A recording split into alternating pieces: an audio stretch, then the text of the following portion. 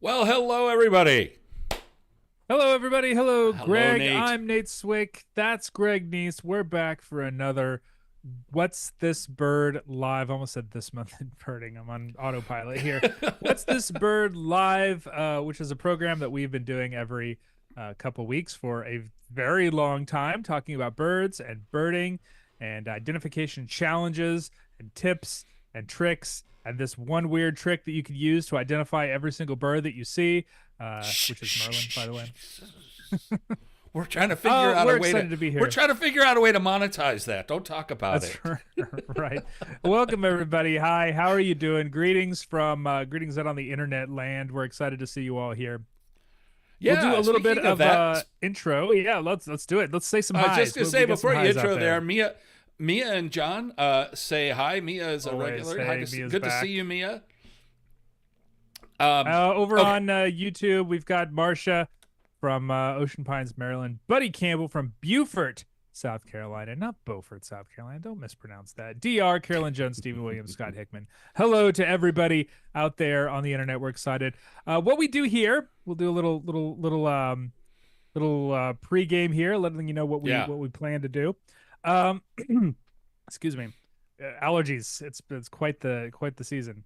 Uh, Notice the Rudolph nose. yeah. Yeah. Tis the season for weird warblers and a lot of sneezing birders. Yeah. The ABA hosts a lot of interesting Facebook groups. One of which, perhaps the most interesting, the second, it's a toss up really between the Rare Bird Alert and What's This Bird is What's This Bird, where people can post photos, sound files, whatever descriptions, illustrations of birds that they have seen. And our friendly community of birders in that group will help you identify them. We have some of North America's leading identification lights there to help you talk about birds and birding. It's a great community. We found a lot of cool birds there, had a lot of great discussions, and learned a lot about bird identification. Every once in a while, we have some photos that we'd like to talk through in a little bit more detail, and that's what we do here on our biweekly What's This Yes. Bird live program. Greg grabs a few interesting photos, puts them in a slideshow, calls me up, and we get on the internet and we talk about them. That's the plan here today. Hello, That's Greg. that's the How's way it Chicago? works. That's the That's the way way it it works works. in principle. Yeah. And yes, and we try. Well, I try every other week to find something that Nate and I might not agree with, and we've got one that I think You got an we interesting do one. agree on. We do agree on now, but there's a lot of talk about it on the intertubes the last If couple we of had days. if we had thrown that So photo up instantly after it went, I might not agree. I don't know if a lot of people would agree. Like that was a difficult bird and it caused a lot that of was a interesting difficult bird, discussion and to we're look going to into it. dig into it a little bit later. So hang on I for should that. say Oh, look a at this. difficult photo because that tends to be how these discussions go. Because they frequently are birds that people have little to no trouble identifying.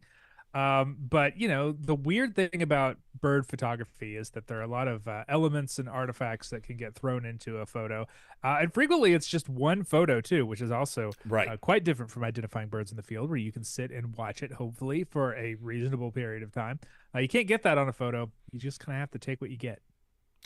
Yeah, It is and Tim as Callback. we It as we is. say yes, Tim, that is the bird we will be discussing. And also, hi from Katie Anderson in Hey. Erie, Pennsylvania. Or no, I'm going to guess Lake Erie Yeah, because, Pennsylvania. Yeah, or no, Erie, Erie, Pennsylvania. Correct. Yep. Yeah, Um, Katie comes to but Biggest Week. I've seen her there. yeah. Um, yeah. What we do here is we discuss pictures of birds, Pictures of which Nate said an is very different from avenue seeing towards discussing birds. It's an the avenue same to bird, the discussing same bird in the bird field, and identification. as birding evolves, it really kind of does turn into a lot of people shoot first and identify later. Well, we And talk about this a lot of times in the group is that your gut, hopefully your well-trained gut, your intuition, your birdly yes, intuition is actually a good tool. And I'll tell you, a lot of times my gut is right. Been birding long enough that if I feel an identification more than I know an identification, that's usually the case. But your gut can fool you, and that's part of what makes birding interesting. absolutely. I mean, even the most common birds, and I've written a couple of articles about this. even the most common birds, you get good looks at them, they can throw you for a loop. And it's just, you get an impression in your head that sticks, and it's really hard to shake hard that. to change it. And it's also really hard when you're very, very familiar with a species and something is a little different. And it's very hard to get past that sometimes. Absolutely. Before we get started, and this is I'll use this as an avenue to discuss the fact that part of what makes this program fun is that this is live.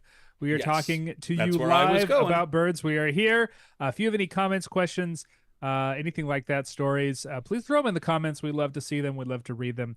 And they'll also give us an opportunity to talk a little bit about what you are experiencing out in the field these days and what you want to talk about. In fact, I have a question from Sarah Coffey here on YouTube. Baypole question: blackpoll warbler and bay-breasted warbler. Confusing fall warbler. We talk a little bit about how that is maybe a misnomer. Thank you, Roger Torrey Peterson, a little bit, but traditionally blackpoll and I keep wanting to call them baypole. Blackpoll and bay-breasted warblers are one of those groups that can be quite difficult. She mentions dark legs, blackpoll, orangey legs. Wait, no, sorry. Bay-breasted dark legs, orangey legs, blackpoll. She saw a comment, blackpoll could have dark legs in the What's This Bird comment on Facebook. Is that a thing? What's your experience with leg color on bay-breasted versus blackpoll warblers, Greg?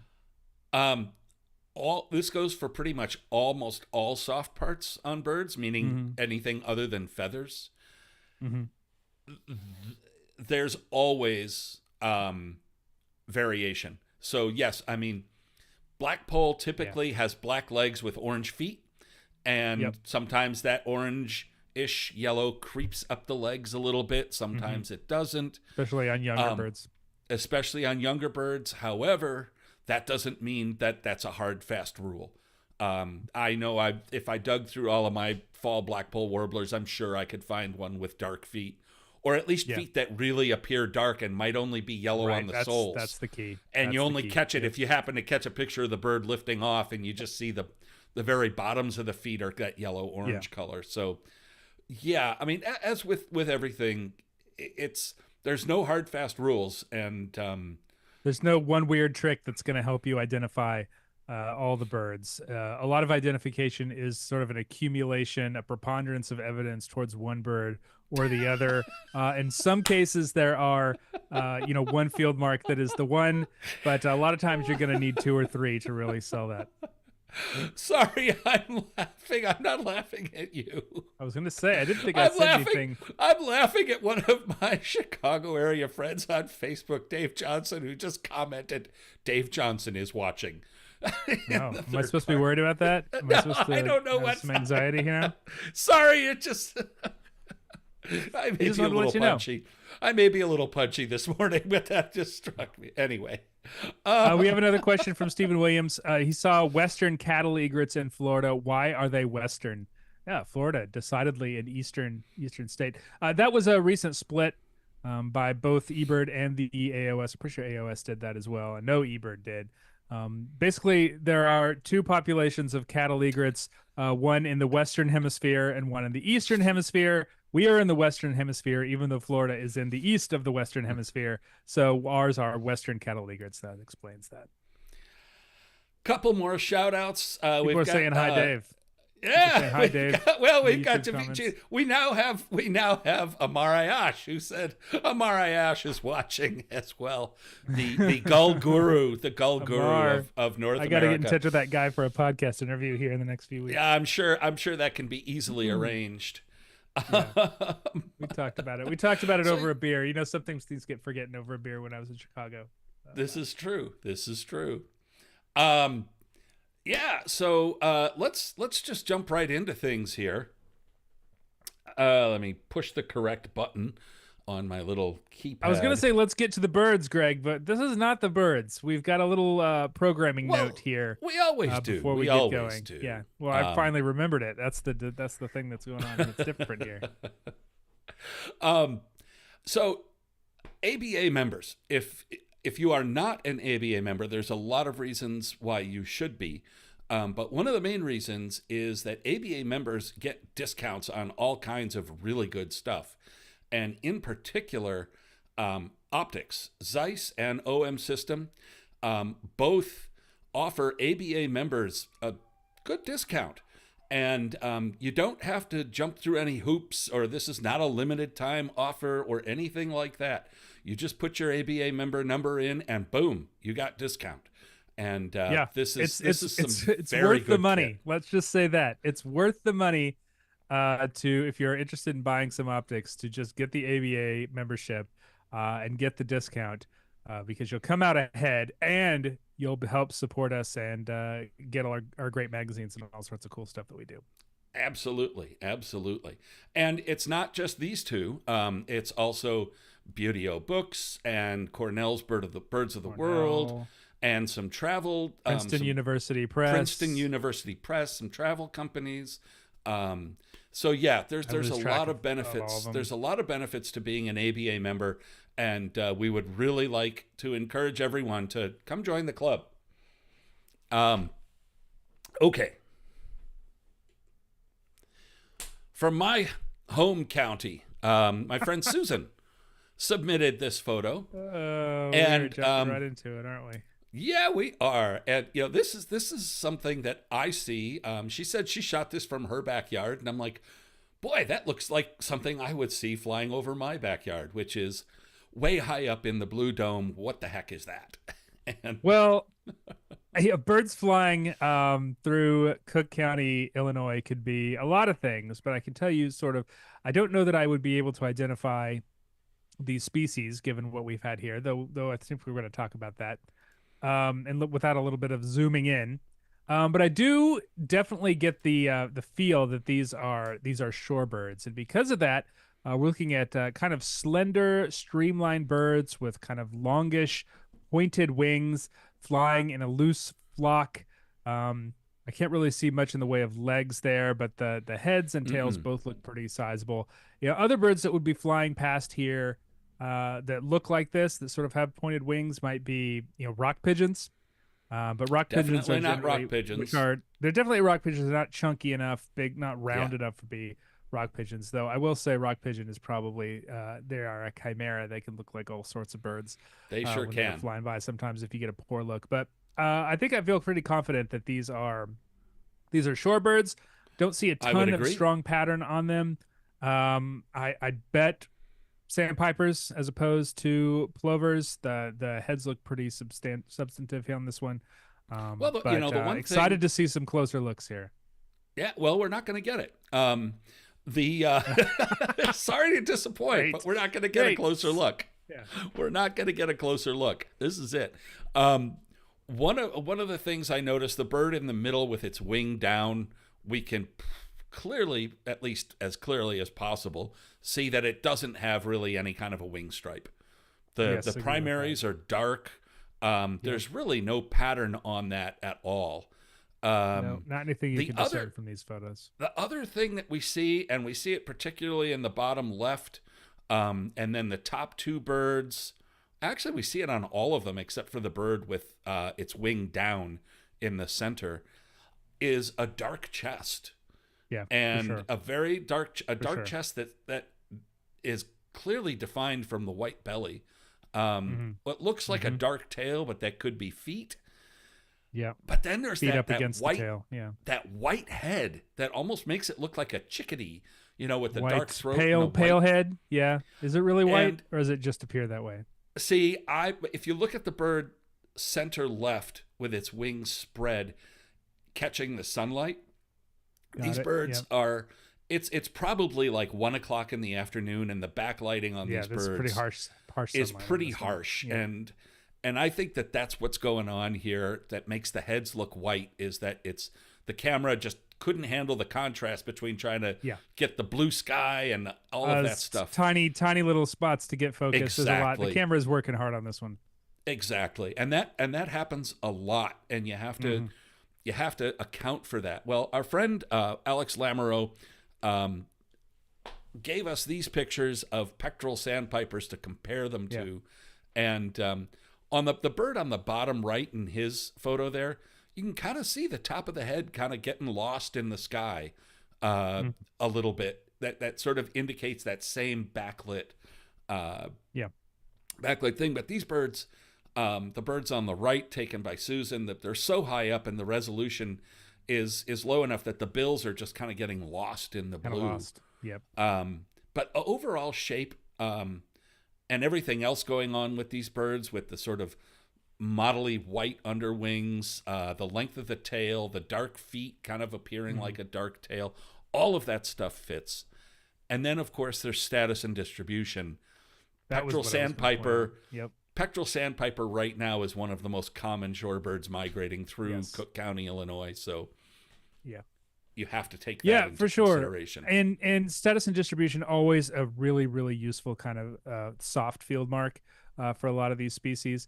And if you're curious about if you're curious about status and distribution, I would suggest going to the eBird website and looking at the illustrated checklists for your location, for your county, for your state. There is enough data in eBird now that you can get a really, really nice, clean look at status and distribution. I don't know why I have trouble saying that today. Status and distribution, and distribution. It's the double D's right there. which That's we really call messing me up. S&D. S&D. You can get a really good indication of what is likely and what is not likely. So when you have an image like this, which is soft, difficult to discern, that it can be one of the more useful field marks, one of the useful tools in your ID toolbox to kind of figure out what birds are here. And I agree with you, Greg. The dark chest on those things, that's very much a pectoral sandpiper impression. The only other bird that might show kind of a darkish chest might be least sandpiper, but is in terms of Not like that. I don't know, not like that, not that dark, Not like that. and certainly and yeah. And also I was going to point out, like, in terms of proportion, we're talking about the long wings, the kind of long body. That's very much a peck thing and not a least thing, which are much it more is, compact. and the wing down bird sort of in the center. Like I said, all of the peeps pretty much have a wing stripe of some kind. Yeah. That would be Yeah. that would be at least somewhat noticeable there. Mhm. So yeah, you put all those things together, and we got pectoral sandpiper. I have no argument against pectoral sandpiper whatsoever. If someone told me that they had pectoral sandpipers flying by their house and they got a photo and this was the photo they showed me, I'd say, yep, sounds good to me. All right, just a couple things from Facebook here. Susan Nelson High says, you guys are the Siskel and Ebert of birding. We've been called Click Or and the Clack, Bert and too. Ernie. Yeah. The Bert and Ernie. Now, who are the two old men that hang up in the balcony? on the Statler and Muppets? Waldorf. Yeah. we gotta get a little meaner there so we can be those guys. It's a really good Jim Henson documentary on Disney Plus right now if anyone wants to watch it. Yeah, so we've got Mark Lundgren from Portland. bird We've got related. Elise May. We've got DeWitt Neiman, who I believe is coming from outside the country. So yeah, I just want to say hi to all of you guys while we're moving through here. This one comes from Orlando, Florida. Orlando. Yep. What we've got here is a perching bird, medium sized. I definitely get the impression that this is a bird with some heft. We're definitely not looking at a warbler based on the size of the leaves behind it and also the size of the feet. This is a bird that spends a lot of time on the ground. Brownish with spots. We're looking at a Catharus thrush, Greg. Yep, we are. And I and suppose just that could be like- wood thrush too, or ovenbird. Come to think of it, it's not those things. No, it's not those things. Ovenbird is really not this color. It's greenish. It's a unique, Like a beigey, khaki kind of greenish, green color. beigey.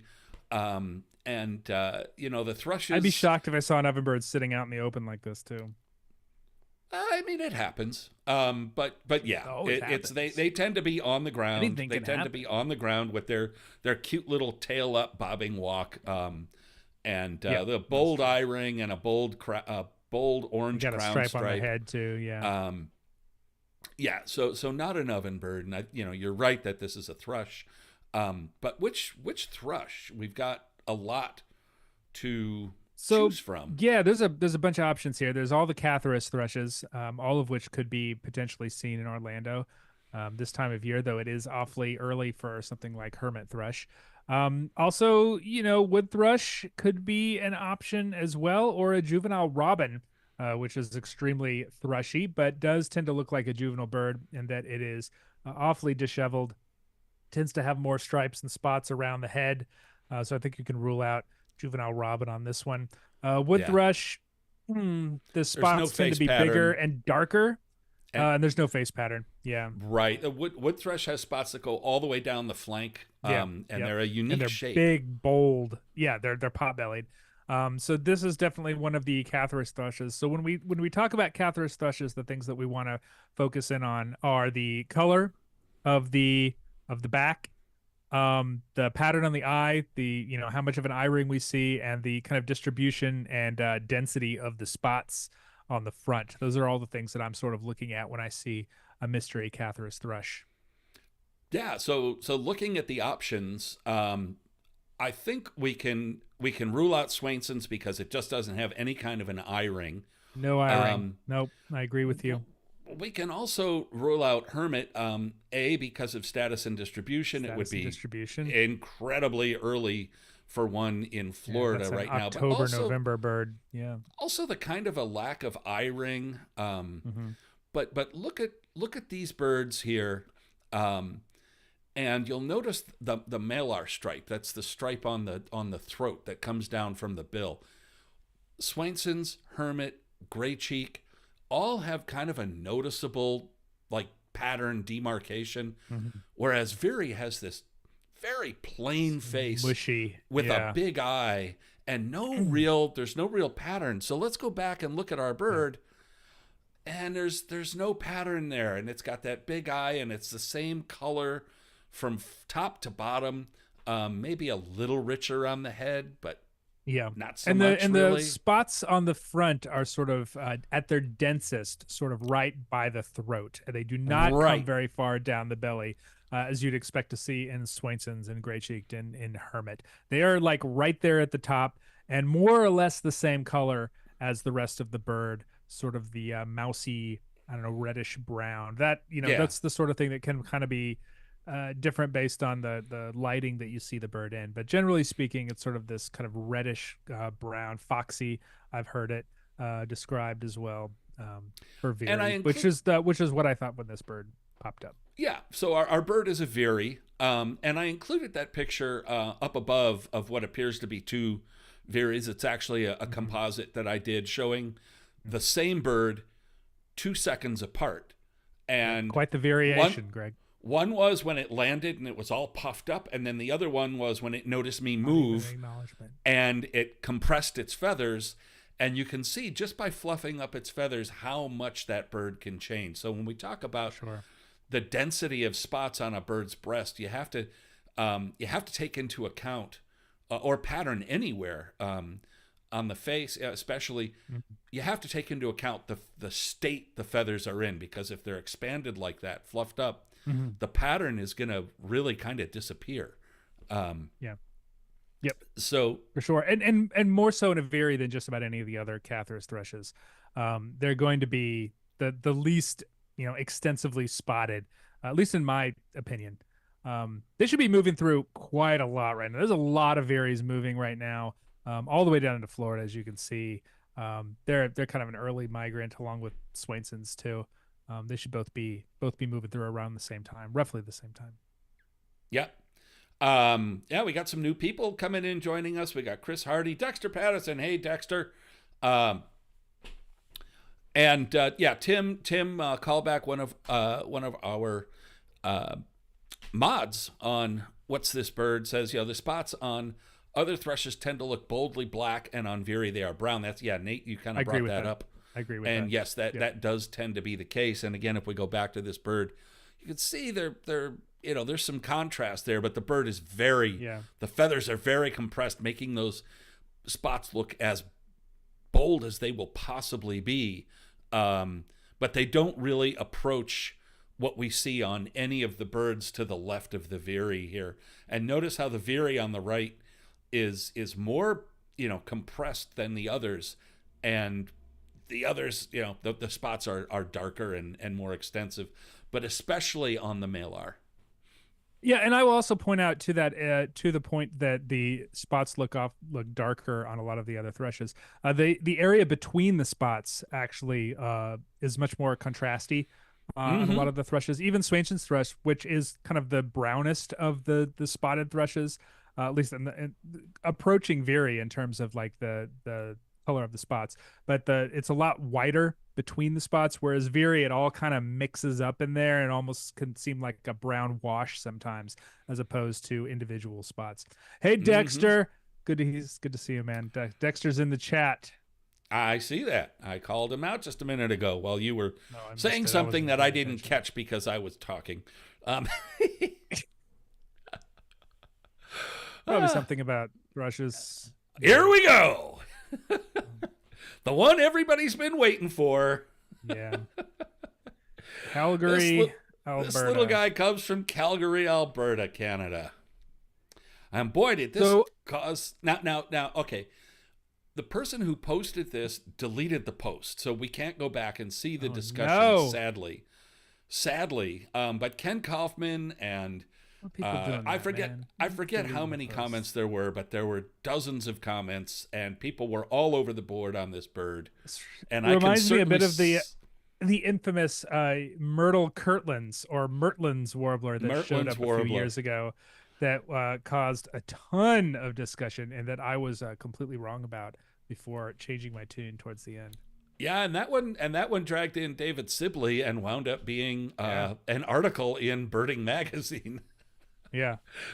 that Yeah. discussed everything from camera angle to uh, art pixel artifacting and color wash and you name it. Yeah. But this one, boy, I mean, right off the top of the bat. Okay, we're just going to cut to the chase because it's a warbler and there's a lot to discuss about it. Um, but right off the bat, if I just glanced at this bird, I'd be like, "That's a Nashville warbler," and boom, gone. Yeah, me too. Me too. But And this is and for the following reasons. One, it does look like there's a little bit of a hood going on here, which is something it I does. see in Nashville warbler. The bill looks awfully small, Yep. which is a Nashville warbler thing. They have that little tiny little needle bill. And the tail looks super short. Nashville warbler, very compact warbler. They've got a very distinctive, Yep. I don't know, vibe, appearance, just like shape, proportion. They're that what they're Oreothlipus warblers, I believe, which are all kind of fat-bodied, little short-tailed, big-headed things. Um, yeah. So, but the thing that is bothered me right off But the bat is Nashville warbler has a very, very distinctive underside pattern. So they've got these bright yellow front, and right around the legs they've got white pants. People say white pants, white socks might be the better way to do it, and then yeah. yellow again. So they've got this distinctive yellow, white, yellow pattern that they all have in all plumages. That's very much a Nashville warbler thing. This one's like all yellow throughout. Though, if I were very much convinced that it was a Nashville warbler, I could convince myself that there's a little bit of white in there between the legs. But that's sort of what makes this photo so Yes, and difficult I because I think a can't couple of tell the whether keys I'm here. imagining it or not. Exactly. Your imagination is doing a lot of work here. I Because exactly. again, Yep. I look at this bird and just my snap judgment is yellow underneath, bold eye ring, the bill shape, that spiky Mm-hmm. short bill, Spiky little um, bill. Yep. spiky little bill. That just says Nashville warbler to me. Move on. But you got to remember, we're looking at photos, and Yeah. when we look at this photo, and Nate, like what you just pointed out, um, yeah, it's just the more you look at it, the more it's like, wait a minute, this something's not right Doesn't for quite fit. Nashville. And we see some rather bold feather edging on the Mm-hmm. on the wing coverts, something that Nashville can show, but not usually like that. Um, and then that what appears to be that gray sort of half hood of a Yeah. Nashville. Is that Yeah. really what we're seeing? It, That's it kind of great points. Leo Flippus. Thank you, John. it blends a little too nicely. The flip, Lupus. I don't know how to You know, pronounce it. there's not a enough demarcation there. So the other species in play in Calgary that would be these colors is yellow warbler. And Mhm. you know, people looking at this, um, people looking at this bird would be like, "Wait a minute, yeah, that's not a yellow warbler. I mean, how could that be a yellow warbler?" Well, as we have talked about this, we talked about this earlier this morning. If you have more than one picture of a confusing birds, by all Please means, post post it. it. Because here's the second picture of that bird, and Yeah. it's clearly a yellow warbler. Yeah. And the first thing you notice is the bill shape totally changes because it's not being backlit. Yeah. And It's much thicker. Yeah. in the, you know, on the right, we have a yellow warbler, and you see that the right, just look at the bill face and the shape. I mean, it's almost like that bird flew behind you and now isn't being backlit. It Mhm. almost looks like the same bird. But the bill shape alone, you can see the curved culmen of the bird on the left and the overall shape and structure of the bill. You know, a little bit out of focus. Now look at the Nashville, out of focus. Look at how tiny it makes the bill look. Yeah. Yeah. Nashville has a very tiny bill. I mean, it's a very distinctly shaped bird. And It that's is. the thing that has always stood out to me when I've seen Nashville warblers, that the head looks big compared to the body. The eye looks huge, which is, also true of yellow warbler. Yellow warbler has a big looking eye and a big It bold eye does. ring a lot of times. But that eye ring is frequently kind of tinged with a little bit of yellow on the yellow warbler, Mm-hmm. which you can see quite well in the composite we've got right there. Whereas on Nashville, it's pretty clearly white. But again, that is a thing that is difficult to discern in some of these photos because, as we know, a camera can really fudge yellow and white quite a lot when it's kind of working hard to kind of get a true color. And so we see whites especially kind of have a yellowish tinge in a lot of these photos because of reflection, because of low light, because of any number of things, and it can really throw your perception of some of these birds. Yeah, and you know, low light. You know, here we go, and this is another thing to notice is the Yeah, foot it's low color. light. I mean, it looks like it has yellow feet, which is something that Nashville does show. But Nashville also, go back here, and I just didn't have enough room on the screen to add another thing to the comp. But Mhm. Nashville has these ridiculous toothpick legs, like a ruby crown Yeah, kinglet. They yeah. just look silly. It's a And yellow kinglety warbler warbler, isn't. just in general and behaviorally too. Yes, yes. So yeah, I feel very comfortable calling the bird in question there on the left a yellow warbler. Um, Mhm. and I think that's the end of that one. I think. Yeah, John Anderson says I've confused these two species more than once this late summer, for sure. Especially when you start seeing them like low to the ground. I can think of a lot of kind of low light or golden light situations in fall, where this sort of thing is more common in fall than I think it is in spring. Because I can just imagine a ton of really great birding experiences I've had when the sun like barely kind of tips over and the light is really low and everything's kind of golden and these little yellow birds are in the goldenrod. You have both Nashville and yellow warbler could be in a situation like that. It's nice to see. I would like to see more of the tail on this bird. I recognize that that's kind of a difficult thing to get. Both of our photos that we have here have the tail foreshortened, Yeah, but the tail length is another thing. It gives a very different feel for the shape of these two birds.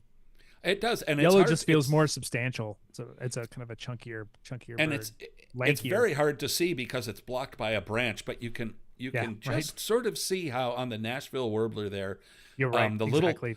little white belly or little White. pants that Yep. you described, you can see Mhm. it there if you know to look for it. Mhm. You know, the other thing I would point out is look at the wing coverts and how even though these birds, the yellow warbler on the right and the bird on the left, the yellow warbler, look at how the fringing on the wing coverts is Mhm. basically identical. Yeah. And you really don't see that on Nashville warblers very much, and Yeah. they tend to. I, Oh, go ahead. Go ahead.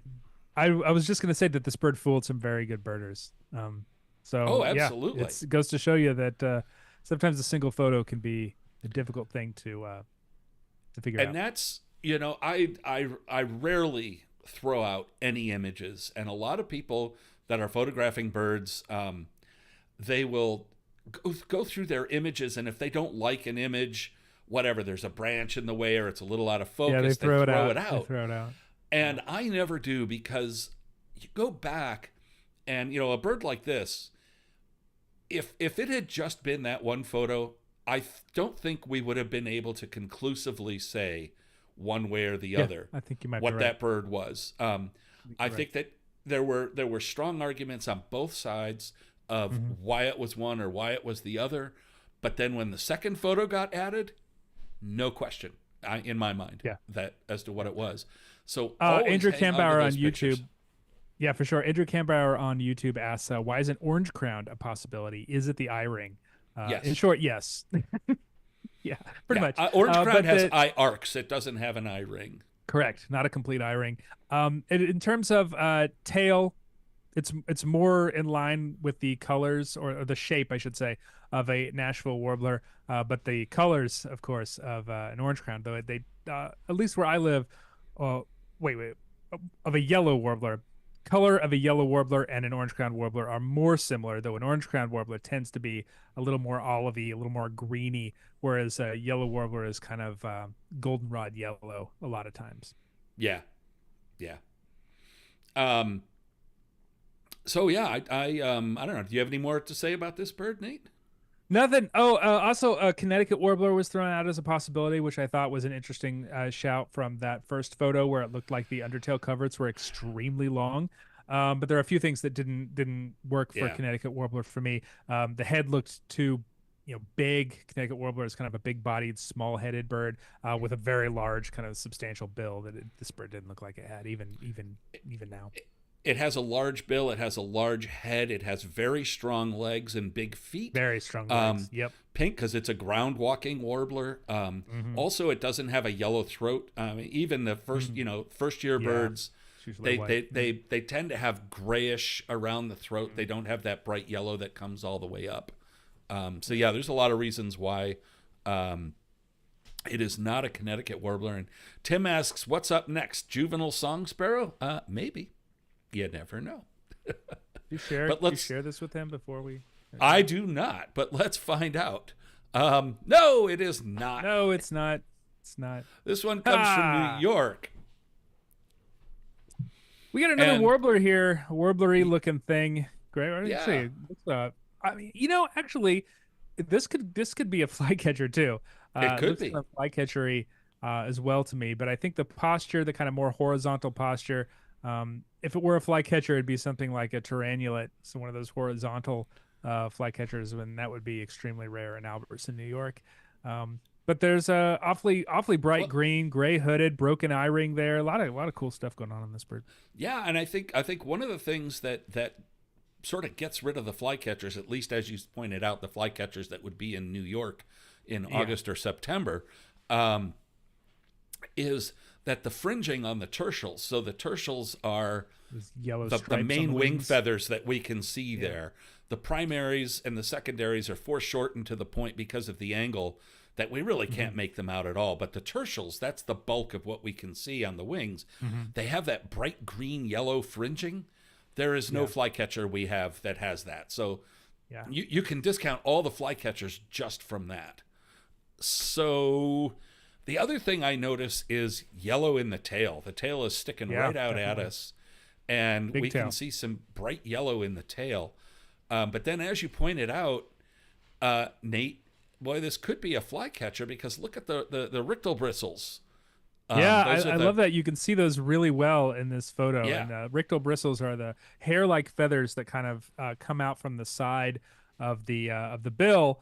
They're most pronounced on flycatchers because they essentially, when the bird opens its mouth, they make it like a net that allows the bird to catch small insects. There's a few other birds that have the rictal bristles, and this bird clearly has those too. It's almost like a little mustache, little hairy feathers sticking out the front of the bill there. They almost look like down, but nope, those are rictal bristles. And that's another really good point because among our birds in the ABA area, and especially birds that would be in New York this time of year, we could isolate just the head of this bird and be able to identify it. Probably. No, I think so. Just based on that. Yeah. Because the number of small passerines that clearly show rictal bristles like that are few. And almost all of them are flycatchers. Yeah.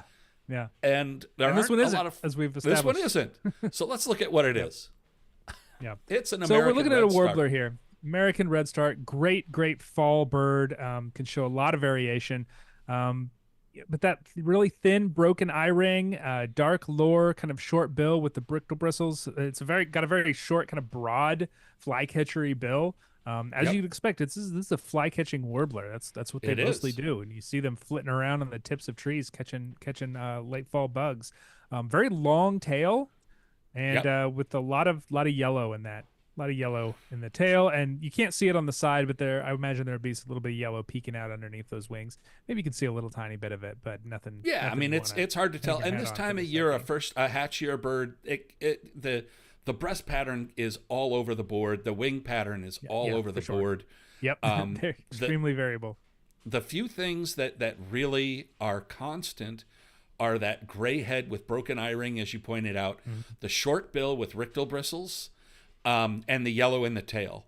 And those things are constant on American Redstart. And if you compare it to the other two birds that are most likely to be confused with it, common yellowthroat and mourning warbler, look at how the short bill and the rictal bristles give the Redstart a completely different look. I mean, it really does look like a flycatcher compared to the warblers.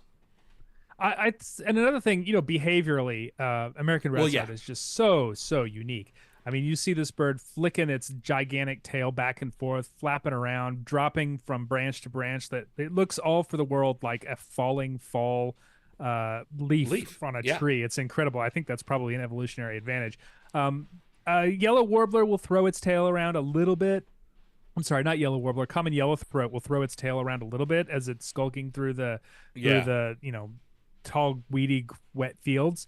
But it's completely different. American Redstart is flamboyant. It is out there. It is moving around. It's Yellowthroat sassy. and mourning warblers are Yellowthroat a little bit more than mourning warbler, but both of them are predominantly kind of skulkers, and you wouldn't necessarily see them doing the same thing at all. So behavior, super great clue for American Redstart. A lot of times when Redstarts are overhead and you can't really see very much, their sassiness gives them away because they constantly are doing this with their tail and spreading the tail and doing that. Yeah. And, you're looking at a tree full of warblers. You see one that's squashing its tail back and forth. And it's like, okay, that's a Redstart. Move on to the next.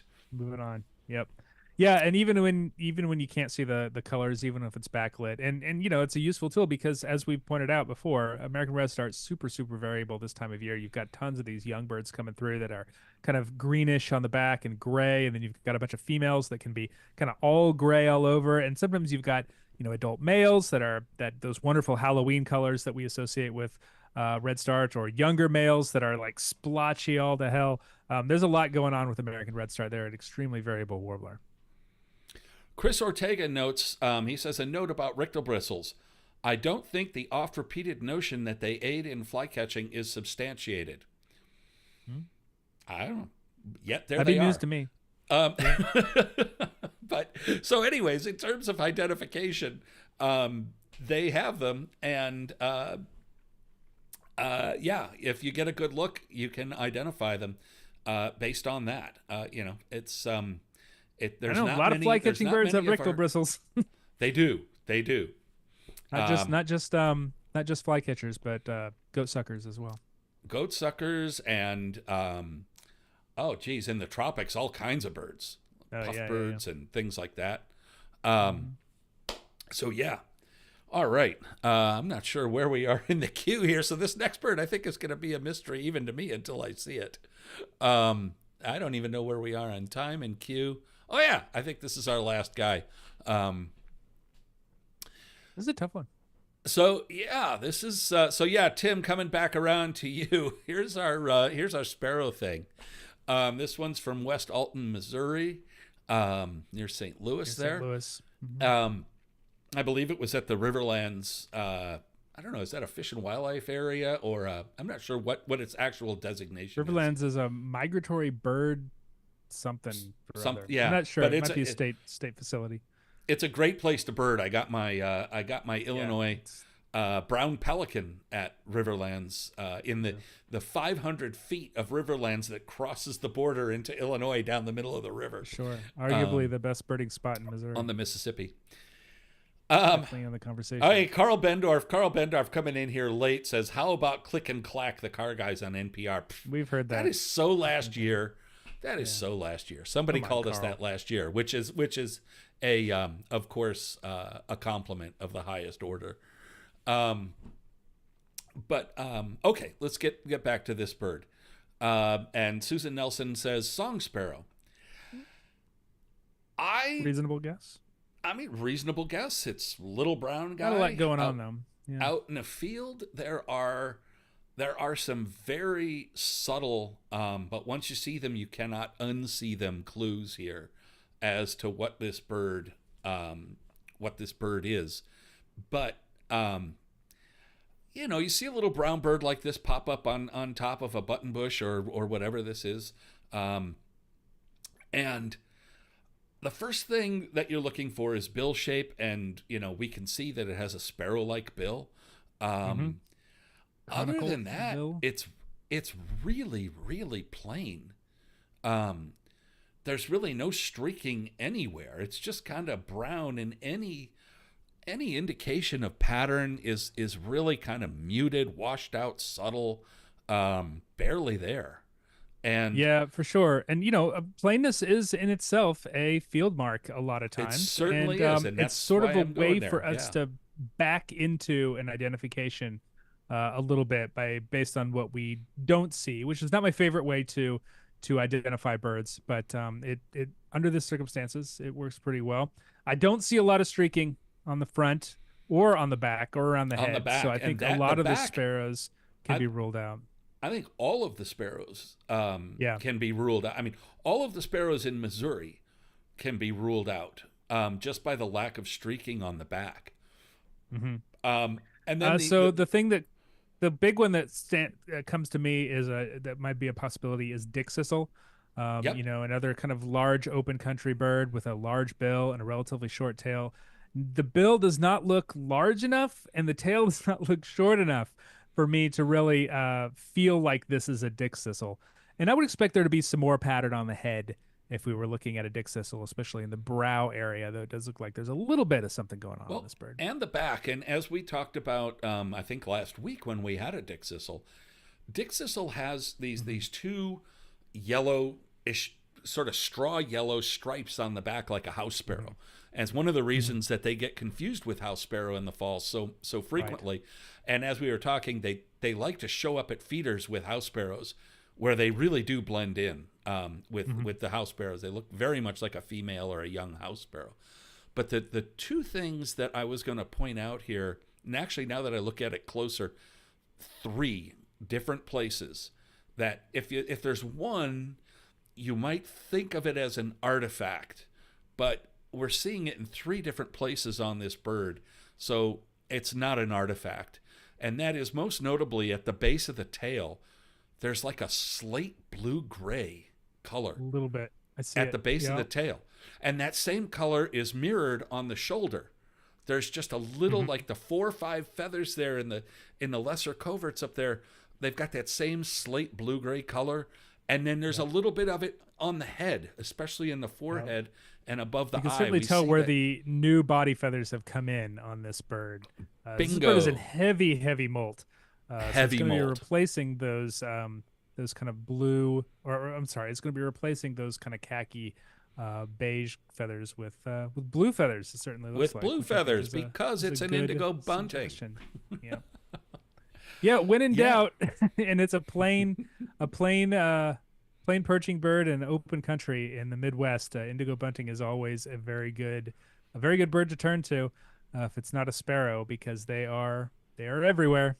Yeah, so I included chipping sparrow here just as a sample sparrow because all of the sparrows in Missouri this time of year, or almost any time of year, would have streaking on the back and more of a face pattern, but especially the Yeah. streaking on the back and more pattern on the wings than the Indigo Bunting on the left. Brown-headed cowbird, chunkier, Yeah, shorter-tailed bird, chunkier, longer smaller wings, headed. bigger Yeah, more bill. of a gray, more of a kind of an all over kind of grayish brown than sort of the straw color that we see in this young Indigo Bunting. Um, yeah, so brown-headed cowbirds in particular can be very variable, and they can be anything from almost like a straw color yellow, like a dickcissel on the right, to this sort of brewer's blackbird looking slate that we see in the comp here. But the long wings, the short tail, the heavy dark legs, all of that, and the blackish bill, all of that give it away as an icterid. And then, as you mentioned, the dickcissel, it's got that little bit of a face pattern, a little bit of the hint of yellow. But again, in late summer light, that Indigo Bunting, the face pattern, it's not that far off. And considering that the dickcissel is in very crisp plumage and the Indigo Bunting is in very ratty plumage, you can kind of make that. You could make that fit if you wanted to. The bill size is different, but look at the streaking on the back of the dickcissel. Those black streaks with the yellow straw colored in between is really noticeable. Plus, it's got some streaking on the flank too, which, yeah, it's variable whether you can see that and all of that. But yeah, so our bird is a dickcissel. Indigo Bunting. And I'm sorry, an Indigo Bunting. I was reading while I was living in talking. the past, Greg. I'm living in the past. No, ago. it was our last bird of the day last time made was a it that dickcissel. far. Blah, blah, blah. That's right. That's true. Sorry, on Facebook the chat has gone into Richtel bristles. With Chris Ortega saying bald eagles, cedar waxwings, which do fly. Cedar waxwings do fly catch. And kiwis have Richtel bristles, but they're not flycatchers. This is true. But they're also, well, except for bald eagles. But anyway. And Tim points out that hooded warblers are similarly endowed with flycatcher Richtel bristles. And they do kind of tend to feed the same way. I think of them as an American Redstart analog to some extent as well, because they do like to flash their tail pattern and spread their tail quite a bit as well. Not to the extent that Redstarts do, but they're quite similar birds. Yeah, no, there was I forget, there was a paper not long ago. Well, actually, it was a while ago, but if you've ever seen hooded warblers feeding, especially like in parks during migration on the ground in the grass, they're constantly like spreading their tail and flashing this bright white. And then leaping at something. Big white patches. And there was this paper that surmised, and I don't remember how it was received, that white flash like spooks insects, and then they jump on them. Northern mockingbird is kind of famously does that with the patches in their wings and tail as they're walking across a lawn. Sometimes they'll do that little. Yeah, well, just to bring that back around, that's spread. because mockingbirds are just sassy and want you to look at them. That's different. There you go. Well, look at this. We did the thing, and we did it in time. We did it. So now we are going to turn it over to you guys. So if you've got anything to say about almost anything except Richtel bristles, I'm just kidding, Chris. Now's the time to bring it up because we've got just a few minutes here. What's going on YouTube?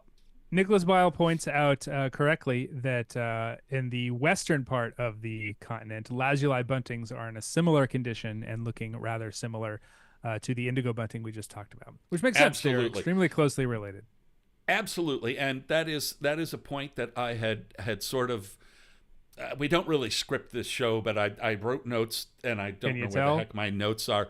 I was going to say, in different parts of the country where there's other buntings, then it becomes a different issue. Varied bunting in the southwest, and absolutely painted bunting in the southeast. Absolutely. Bill, we've got Bill Crean saying hi. And He asks how to differentiate the call of a northern flicker versus a pileated woodpecker. Oh boy, that's if you've tough. heard them, it's not that difficult. It's kind of like the difference between the honk of a little Fiat, versus a Ford F-150. They're just the pileated just have so much more volume and so much more. There's a lot more in it, that's for sure. And they tend to squawk. I'm not going to try to imitate it, but a flicker flicker almost has. It's almost like it's musically saying flicka flicka flicka flicka flicka flicka flicka flicka flicka, very monotone. Whereas the pileated tends to be more raucous and deeper and louder. I agree with all that. I've heard pileated do a thinner call more frequently than I've heard flicker do a more robust call that I associate with pileated. I think some of those pileateds can be a little bit tricky, but I generally agree with you, Greg, that they are much more robust and just kind of bigger sounding. It's one of those things like Downy versus Hairy, where everything's a Downy until you hear a Hairy, and then you're like, oh yeah, that's definitely something different. Like it's a much louder and more robust peak call. It's that sort of thing. But I mean, I have followed a what I thought was a flicker and ended up underneath a pileated woodpecker at least a couple times. Yeah, and I've been out early in the morning on big days where we hear a flicker and we're like, okay, which one is that? And then a few minutes later we hear a pileated and like, oh, it's like, okay, oh yeah. No, for sure, yeah, definitely that sort of thing. Susan asks if I could provide a reference to the article I mentioned about difficulties of IDs with photographs. I was talking more about IDs in general, but yes. I can't grab that link for you right now, but if you Google my name and birding is hard, you will find that article on the ABA blog, and that's the article that I was referring to. Mia says flicker is a piccolo, the pileated is an oboe. I could hear that. I could hear that. Everyone has their own little mnemonics that they like to use for those sorts of things. Before we go, we'll point out that if you'd like to join the ABA and get those fantastic discounts from Zeiss and from OM System and from a number of our partners and friends, please consider signing up. aba.org/join. We're always excited to have you. You can get discounts to partners and also, the good warm feeling you get from knowing you're supporting bird content on the internet and everywhere else. And it helps keep us that's warm important in the winter. Yeah, it's good. Yes, I don't need that. I live in the warm. I live in the southeast. But if you are a member of the ABA, jump over to aba.org/community, which is our member directory and social media platform, and where we talk about all this stuff and share pictures and all kinds of things. And it's a lot of fun, and there's thousands of ABA members there. So yeah, that's. I think that is about it for us today, unless you've got anything else. I have a couple of questions, Greg. Just before we say goodbye, Andrew Kambauer, what the heck was going on with the migration burst on the East Coast Monday night? 'Tis the season. I know. Sometimes things kind of wait for a while, and then you get one night of good conditions, and everything sort of explodes. That's the way fall is. Jamie Buchanan, speaking of pileated woodpeckers, have you noticed that sometimes a yellow-breasted chat can make a similar call? Probably. Yellow-breasted chats make a lot of noises. Chats make a lot of noises, and it is interesting that when a chat's far away, like across a field, for sure, you hear that it sounds like, what the heck is that? Yeah, definitely. All right, well, we are on the hour here, Nate. So thank you guys for joining us, and we did another one, and we'll see. We'll be back in a couple weeks. Sign up for our newsletter, and you'll get a heads up when we're about to do it. But plan on being Friday afternoon at 1 p.m. Eastern time. In 2 weeks, we'll be back then. And all of these are archived on YouTube. Oh, yeah. So if you miss it, you can always go back and see it again. Hours and hours and hours of content. Yes. All right. Bye, guys. Bye, everybody. We'll see you next time. Adios.